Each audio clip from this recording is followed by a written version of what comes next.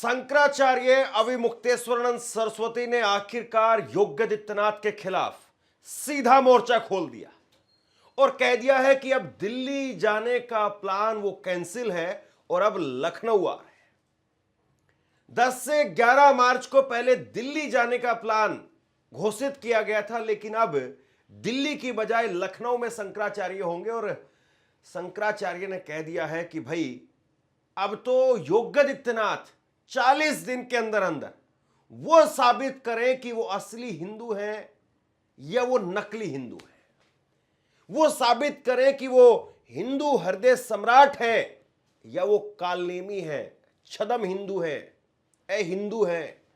ये कहकर के सीधे तौर पर योगी आदित्यनाथ को कटघरे में खड़ा कर दिया है।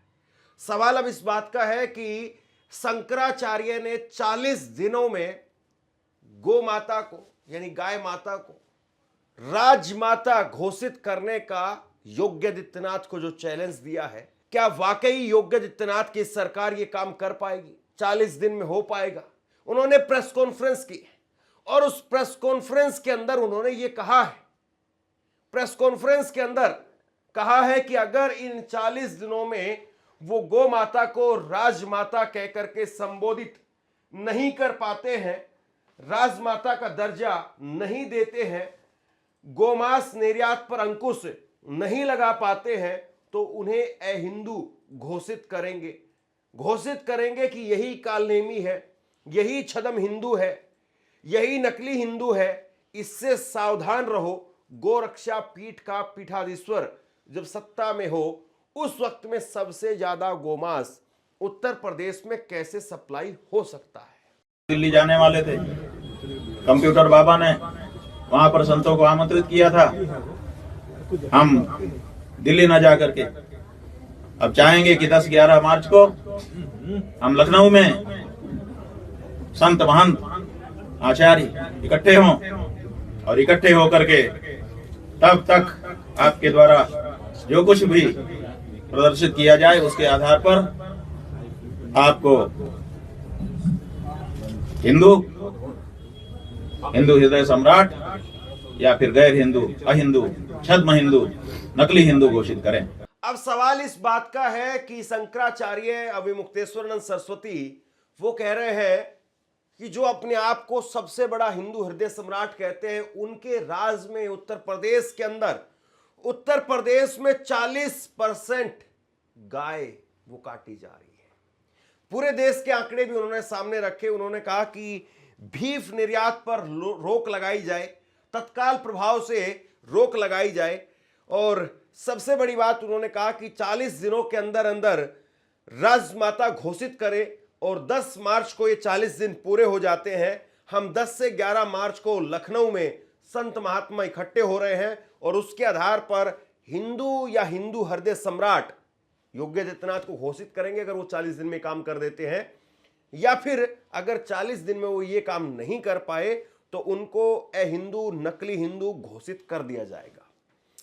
इसके आगे उन्होंने कहा कि 13 मैट्रिक टन यानी 1.25 अरब किलो गोमांस वो हो रहा है भारत के अंदर से निर्यात, और उसमें 40% यूपी से जाता है, 40% यूपी से है। और इसके लिए 1.25 करोड़ गाय काट दी जाती है, 1.25 करोड़ गाय। और इसमें आगे वो कह रहे हैं कि 45 लाख गायों को अगर देखें तो 15,000 गायें प्रतिदिन काटी जा रही है। ये सरकार का आंकड़ा है, लिखित आंकड़ा है, ये अविमुक्तेश्वरानंद सरस्वती की तरफ से कहा गया। और आगे वो कह रहे हैं कि यूपी में भैंसें सबसे ज्यादा है, गायों की तुलना में 75% भैंसें हैं। और ऐसे में इसका मतलब यह है कि भैंस ज्यादा है, गाय कम है। बाकी प्रदेश में ऐसा, बाकी पूरे प्रदेश में ऐसा नहीं है, उत्तर प्रदेश में ऐसा है। इसका मतलब यह है कि गायों की यहां पर हानि हो रही है, गायों को काटा जा रहा है, इसीलिए गाय कम हो रही है, भैंसें ज्यादा हो रही है। इसके आगे वो कहते हैं कि कुर्सी के लोभ में योगी आदित्यनाथ ये महापाप कर रहे हैं। अब सवाल यह है कि जिस तरीके से शंकराचार्य ने मोर्चा खोला है, ऐसे में बीजेपी की सरकार क्या करेगी? ऐसे में योगी आदित्यनाथ की सरकार क्या करेगी? मैं आपको आगे सुनाने वाला हूं। शंकराचार्य जो कह रहे हैं वो सुन लीजिए। वो एक भी मुद्दे पर बात करने के लिए तैयार नहीं है, वो इधर उधर बोलने के लिए ही तैयार नहीं है। और सबसे बड़ी बात यह है कि जो चैनलों में चलाया जा रहा था, चैनल्स में कहा जा रहा था कि शंकराचार्य को मनाने की कोशिश हो रही है, शंकराचार्य स्नान के लिए आएंगे। उन्होंने 2 शर्तें रखी हैं। देखिए, आज तक चैनल पर जो एक खबर चल रही थी और इसमें कहा गया कि शंकराचार्य वो आने के लिए तैयार है। शंकराचार्य ने 2 शर्तें रखी हैं। मौनी अमावस्या के दिन अभद्रता के लिए जिम्मेदार अधिकारी वो लिखित में माफी मांगे। चारों शंकराचार्यों के लिए स्नान का एक स्थायी प्रोटोकॉल निर्धारित किया जाए। ये जो है वो शंकराचार्य को लेकर के खबरें तमाम चैनल्स पर चल रही थी और इस बीच में शंकराचार्य ने कह दिया कि भाई इस तरह की कोई शर्त, कुछ भी प्लान हमारा नहीं है, हम कुछ भी ऐसा नहीं करने वाले, यानी दोबारा वापस अब प्रयागराज में माघ मेले में नहीं जाएंगे। सुनिए आप शंकराचार्य को, वो कह रहे हैं कि ये सब कुछ करने के लिए ही हम 11 दिन तक वहां पर बैठे रहे, माफी देने के लिए ही हम 11 दिन तक वहां पर बैठे रहे, लेकिन कोई नहीं आया, माफी किसी ने नहीं मांगी, लिहाजा अब वो सारी बातें पीछे छूट गई है, अब उस पर बात नहीं करेंगे, अब वो बातें खत्म। जो अपमान करना था वो उन्होंने अपमान कर दिया और जो अपमान हमारा हुआ वो सब कुछ दर्ज हो चुका है, अब उस पर दोबारा बात नहीं करेंगे।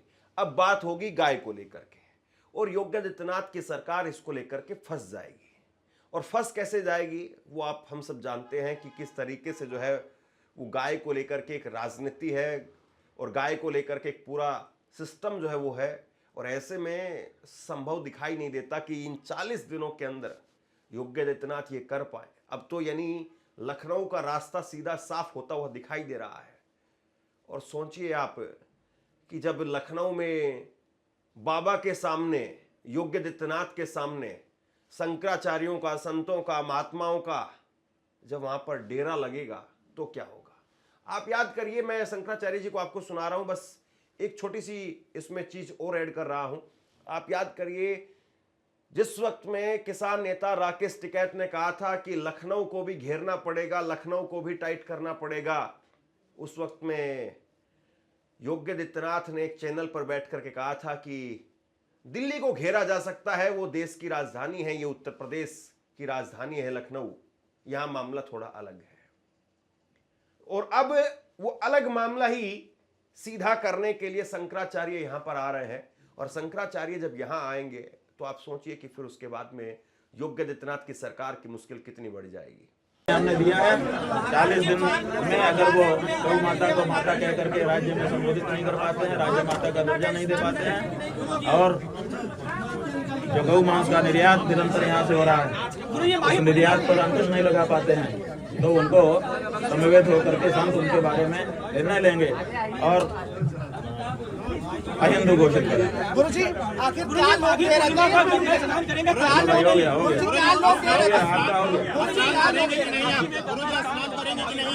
बात ये बताएंगे। किसी अधिकारियों ने आपसे संपर्क किया? हमने सब बता दिया है। अब उस प्रकरण में हम ज्यादा नहीं कहेंगे, हमने सब बता दिया, हमने सब बता दिया, कौन से बात हुई है कि पर्सनल आके मुलाकात हुई अधिकारियों की? हमने सब बता चुके हैं। गुरु जी, क्या लोग दे रहे थे वो लोग आपको? हम सब बता चुके भैया, अब हम जो हमारा मोर्चा है उस पर हम बात करेंगे। लिखित माफी मांगने की बात आ रही है कि लिखित माफी के लिए उन्हें शंकराचार्य अब वो बात पीछे छूट गई भैया। प्रयाग में बैठे थे, 10 दिन का समय था, अब वो समय बीत गया, वो बात बीत गई, अब अगले मार्ग में शुरू होगी। तो माफी नहीं देंगे फिलहाल, किसी भी कीमत में माफी नहीं? माफी किस बात की? गौ माता की हत्या करने वाले को माफी? ये संभव नहीं है। 1 तारीख के स्नान के लिए प्रेशर लगातार बनाया जा रहा है। अब वो सब बात पीछे छूट गई। अब तो आगे जवाब दो, जो हम प्रश्न उठा रहे हैं उसका जवाब दो। लखनऊ कब जाएंगे? 10-11 मार्च को हम लोग लखनऊ पहुंचेंगे संत समाज के साथ और वहां बैठ करके उस समय तक जो परिस्थिति होगी उसके अनुसार निर्णय लेंगे। अधिकारियों से माफी मांगी जा रही है, मुख्यमंत्री को खुद माफी मांगनी चाहिए। अब माफी की बात पीछे छूट गई, अब उसका कोई मतलब नहीं रहा। जब हम 11 दिन तक बैठे थे, 11 दिन तक उसकी माफी नहीं छूटी, तो अब उसका क्या तात्पर्य है? आचार्य जी के संत वहाँ पे लखनऊ में पहुँच रहे हैं। महाराज जी, दिल्ली में जो संतों की बैठक थी उसको कैंसिल कर दिया गया है। दिल्ली की जगह अब हम लखनऊ में बैठेंगे, क्योंकि गौ माता के लिए सबसे ज्यादा ये आवाज दबाने के लिए प्रयास योगी आदित्यनाथ की सरकार ने किया है। योगी आदित्यनाथ के सामने अब हमने प्रश्न रखा है 40 दिन का उनको समय दिया है। 40 दिन में वो गौ माता को राज्य माता घोषित करें और उसके बाद जो निर्यात यहाँ से हो रहा है गौमांस का, उसको निर्यात को बंद करें। भाई अब अगले मांग तक के लिए वो छूटा है, अगले मांग में वो मुद्दा पहले दिन से उठ जाएगा। हमने पहले कह करके आए हैं, वो मुद्दा जो है मांग का है, मांग में होगा। अब जब वहाँ से हम चले आए तो अब मुद्दा क्या है, और हमने सब बता दिया है उस बारे में। तो क्या मुख्यमंत्री जी को ही माफी मांगनी चाहिए? वो अपना शासन बाकी कर रहे हैं। मुख्यमंत्री अपने आप को हिंदू घोषित करें, 40 दिन का समय है, गौ माता की रक्षा करें, गौ माता को राज्य माता घोषित करें और जो गौ माता का मांस का निर्यात हो रहा है उसको बंद करें। यही एक आवाज है। अब उसको 40 दिन में उनको ये करना है, दूसरी बात नहीं है। किसी भी स्तर पर माफी नहीं देंगे आप? अब जो करेंगे हम बता रहे हैं ना, 11 मार्च को वहीं पर संतों के साथ बैठ करके निर्णय लेंगे। किसी भी कीमत पर माफी नहीं मिलेगी आप? इस बात की माफी का समय होता है। 11 दिन वहाँ काहे के लिए बैठे थे? हम उनको मौका ही तो दे रहे थे। 11 दिन जब उन्होंने मौके का उपयोग नहीं किया तो फिर कोई भी चैप्टर एक समय क्लोज हो जाता है। जैसे हम वहाँ से उठे उनके पास से मौका समाप्त हो गया। तो महाराज जी क्या वजह है कि क्यों माफी मांगी जा रही है? आपके वहाँ से लौटने के बाद माफी मांगी जा रही है, क्या वजह है? लौटने के बाद नहीं, लौटने के पहले से भी मांग रहे थे, लेकिन क्षमा याचना नहीं कर रहे थे, वो हमको लोग दे रहे थे। कौन कौन अधिकारी था मुख्यमंत्री जी? कैसे कि जो भैया अब हम कह रहे हैं ना कि हमारी जो मुख्य गौ माता की मांग है उस पर हम केंद्रित रहना चाहेंगे। 40 दिन का हमने समय दिया है। इसके बीच में आदित्यनाथ जी को गौ माता को राज्य माता घोषित करना है और जो निर्यात गौवंश के मांस का यहाँ से होता है उसको रोकना है। ये काम करके वो दिखाएं और अपने हिंदू होने का प्रमाण दें। अब यहाँ पर सबसे बड़ा सवाल ये है कि शंकराचार्य वो लखनऊ में जाने का ऐलान कर रहे हैं। 40 दिन का वक्त है और ये 40 दिन का वक्त तो ऐसे ही बीत जाएगा। फरवरी वो तो वैसे भी छोटी होती है, 28 दिन की इस बार फरवरी है। और सबसे बड़ा सवाल ये है कि इन 40 दिनों में क्या कुछ होने वाला है? क्या शंकराचार्य को किसी तरीके से मनाने की कोशिश होगी? अब शंकराचार्य पर ईडी सीबीआई ये भी काम नहीं करती है।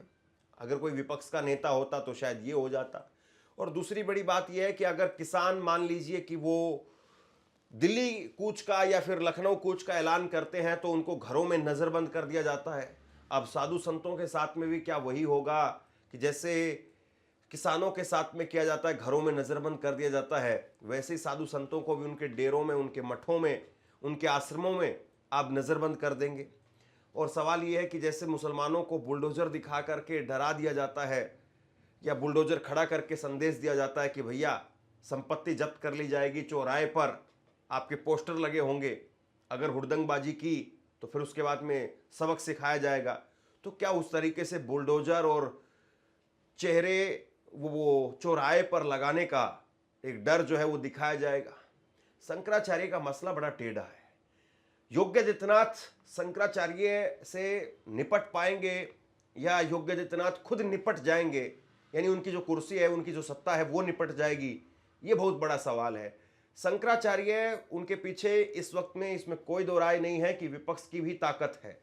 और अगर बीजेपी आज विपक्ष में होती तो बीजेपी तो खुल करके शंकराचार्य को कंधे पर बैठा करके घूम रही होती, इसमें भी कोई दो राय नहीं है।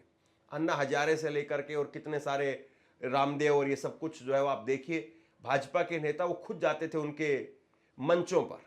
देवेंद्र फडणवीस वो खुद गए हैं अन्ना हजारे के मंचों पर या फिर रामदेव के मंचों पर। तो शंकराचार्य तो एक तरीके से आप ये कहिए कि धर्म के नाम पर पेटेंट बीजेपी करवा लेती, लेकिन खैर अब मामला उल्टा पड़ता हुआ दिखाई दे रहा है।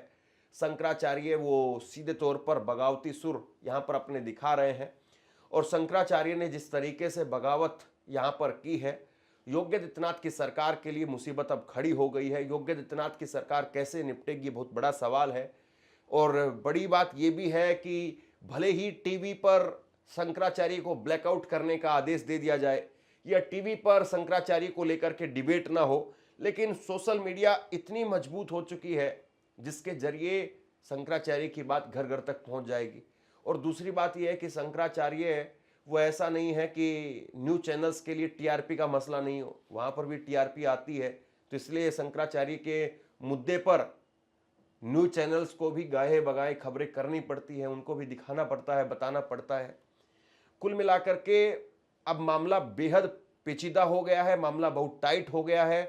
शंकराचार्य अब यहां पर क्या रुख अपनाएंगे और शंकराचार्य किस तरीके से योगी आदित्यनाथ की सरकार से भिड़ेंगे और योगी आदित्यनाथ की सरकार कैसे निपटेगी, देखना बहुत दिलचस्प है।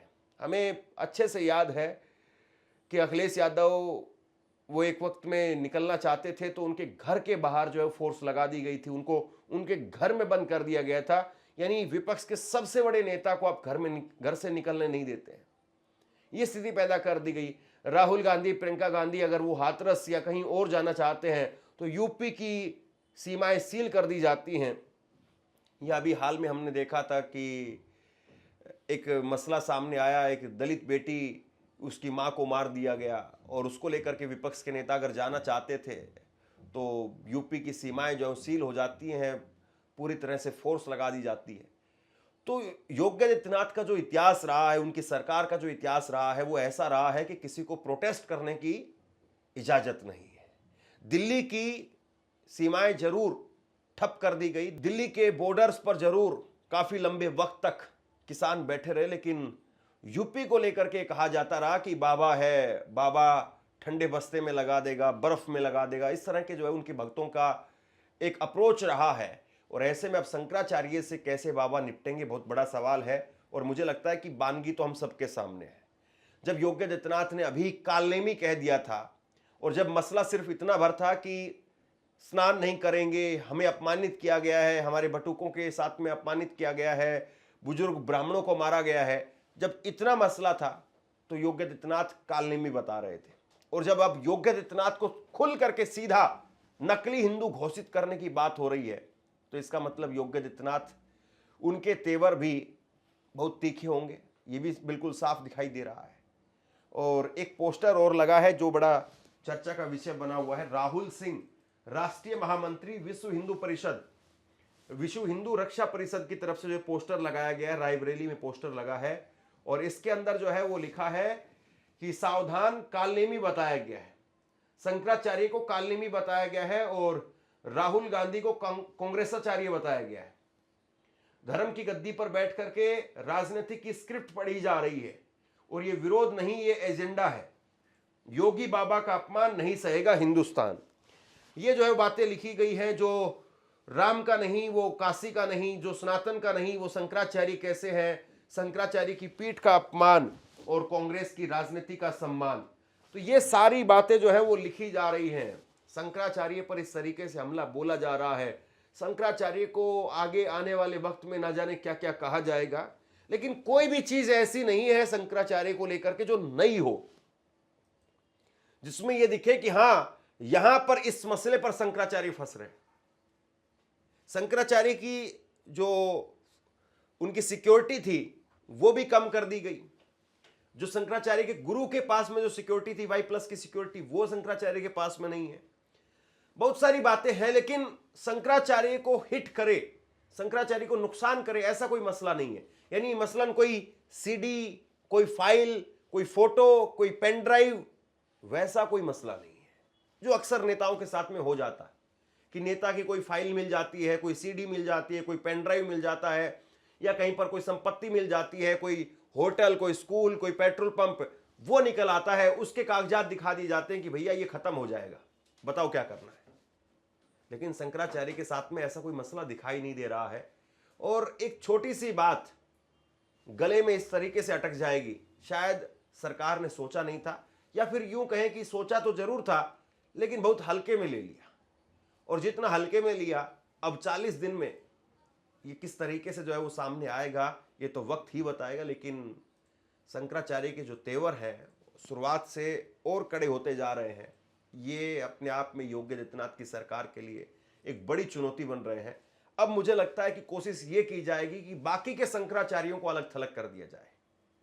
मुझे लगता है कि अब बाकी के शंकराचार्यों को जो है वो टाइट करने की कोशिश की जाएगी कि वो अविमुक्तेश्वर सरस्वती के साथ ना आए।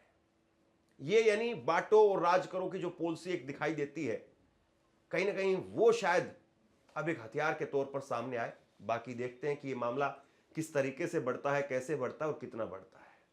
आप क्या सोचते हैं नीचे कमेंट बॉक्स में लिख करके जरूर बताइए। इस खबर को शेयर कीजिए। धन्यवाद। आपसे कुछ कहना चाहता हूं। आज के वक्त में पत्रकारिता करना कितना मुश्किल काम है, लेकिन अगर ऐसे में भी कोई आपकी खबर दिखा रहा है, कोई आपके मुद्दे पर बात कर रहा है, तो आपको भी उसका साथ देना चाहिए। अगर आपको लगता है कि मेरी पत्रकारिता सही है, मैं आपके लिए आपकी खबर वो दिखा रहा हूं, तो ऐसे में आप मेरा सहयोग कीजिए। आप इस वीडियो को जब लाइक करेंगे तो लाइक के साथ में ही एक थैंक्स का बटन आपको दिखाई देगा। उस थैंक्स के बटन पर आप क्लिक कीजिए और जो भी सहयोग राशि दे सकते हैं वो दीजिए। दूसरा, आप चैनल को ज्वाइन कर सकते हैं और चैनल को ज्वाइन करके भी मुझे मदद कर सकते हैं।